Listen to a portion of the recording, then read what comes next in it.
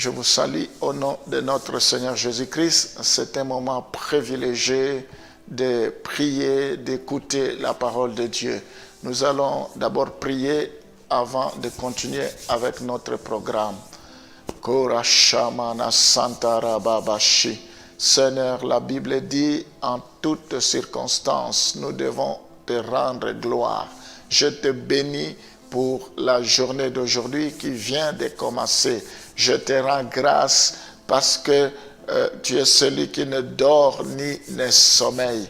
Notre vie est cachée en toi dans les lieux célestes. Je te rends grâce parce que c'est toi qui es venu mourir sur la croix pour nous. Je te rends grâce parce que à tous ceux qui t'ont reçu, tu leur as donné le pouvoir de devenir enfants de Dieu, lesquels ne sont pas nés selon la chair, ni selon la volonté de l'homme, mais selon ta volonté. Merci parce que je ne suis pas un enfant illégitime, mais je suis un enfant légitime. Je te bénis pour cela. Merci parce que c'est toi qui es mon abri, c'est toi qui es mon espoir. Je te glorifie ce matin. Je te glorifie dans la vie de chaque personne qui m'écoute.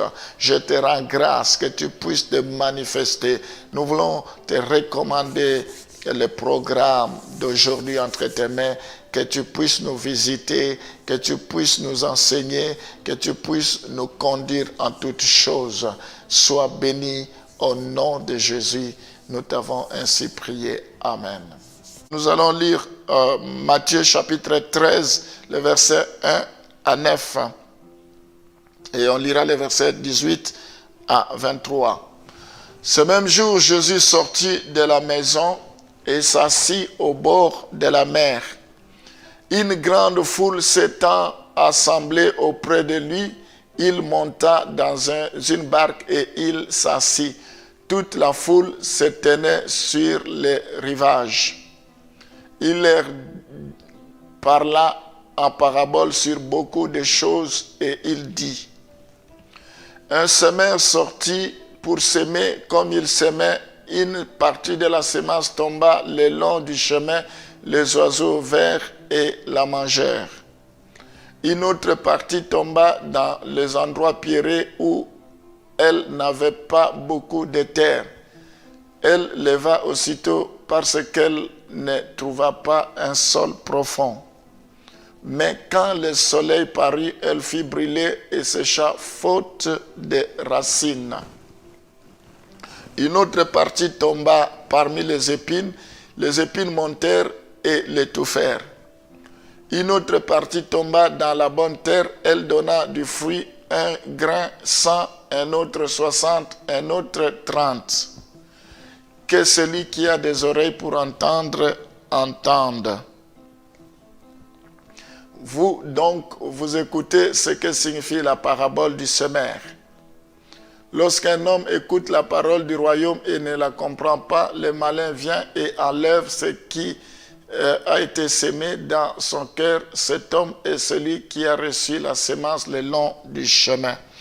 Alors, ici, nous voyons d'autres catégories des auditeurs. Nous avons vu premièrement l'homme prudent et l'homme insensé.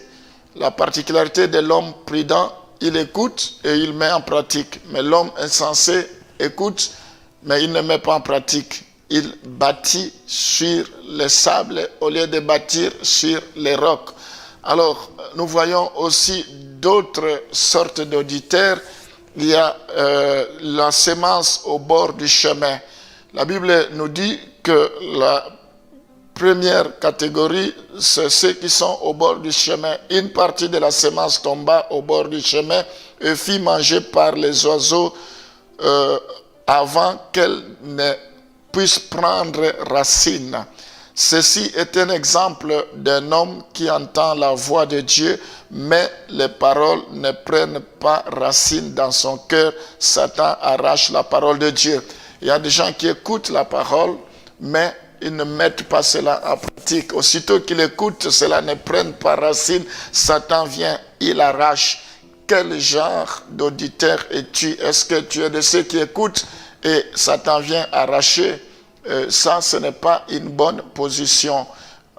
nous voyons la deuxième catégorie, la semence dans les endroits pierreux. Une autre partie tomba dans les endroits pierreux et poussa rapidement.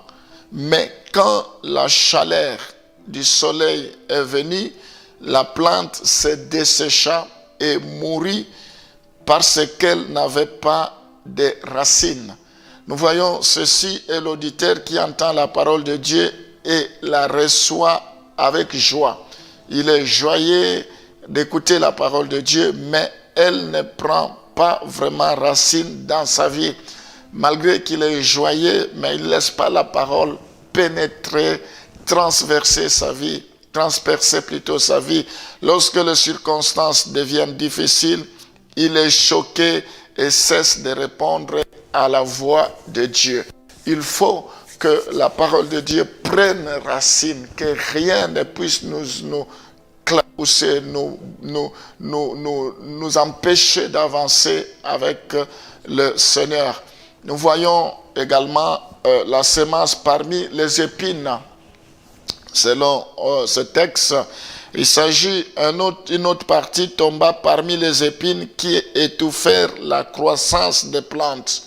Nous voyons que la semence est tombée, mais parmi les épines ont étouffé cela. Ceci est un exemple de la volonté de Dieu qui est étouffée par les soucis du monde. Donc, les gens reçoivent la volonté de Dieu, mais les soucis de ce monde les étouffent. Quels sont ces soucis? Le matérialisme, le bien de ce monde les étouffe. La Bible dit, cherchez premièrement les royaumes des cieux et le reste vous sera donné par-dessus tout. La Bible dit, à quoi sert-il à un homme de tout gagner, mais il perd son âme. Ensuite, nous voyons la semence dans la bonne terre. Une autre partie tomba dans la bonne terre et donna une moisson abondante. Ceci est un exemple de l'auditeur qui reçoit la parole de Dieu, écoute sa voix et s'enracine lui-même dans cette révélation. Cette personne mûrira spirituellement et deviendra un croyant reproductif et fécond. Dieu veut que nous soyons de bonne terre, des croyants reproductifs, des croyants féconds, des croyants bénis. Gloire au Seigneur. C'est ce que nous voyons. Alors, quel genre d'auditeur es-tu? Dieu aimerait que nous soyons des hommes prudents, que nous soyons une bonne terre qui est productif. On va lire Psaume 85, le verset 8.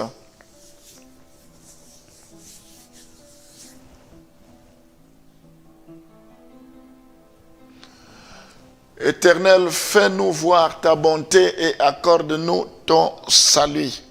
Alors, c'est doit être notre prière si nous voulons vraiment écouter, connaître la voix de Dieu. Il faut que Dieu nous fasse grâce. Nous voyons dans ce passage l'attitude des psalmistes. Il demande à Dieu de lui accorder sa bonté. Que Dieu nous accorde sa bonté, qu'il nous accorde son salut pour que nous puissions entendre, écouter sa voix. Seigneur, nous allons prier, que cela soit notre prière. Seigneur, nous voulons avoir l'attitude qu'avait ton serviteur David, l'homme selon ton cœur. Il dit, fais-nous voir ta bonté. Nous voulons que tu nous fasses grâce, que ta bonté nous soit accordée, Seigneur. Que tu nous accordes ton salut pour que nous puissions t'entendre. Seigneur, je prie pour que nous ne puissions pas passer à côté de l'essentiel, que nous apprenions à t'entendre, que nous apprenions à t'écouter. Étends ta main et manifeste-toi dans toute ta puissance. Laisse que la gloire, l'honneur et la louange te reviennent. Sois béni à jamais. Au nom de Jésus, nous t'avons prié. Bénis chacun de tes enfants. Bénis la journée d'aujourd'hui au nom de Jésus. Amen.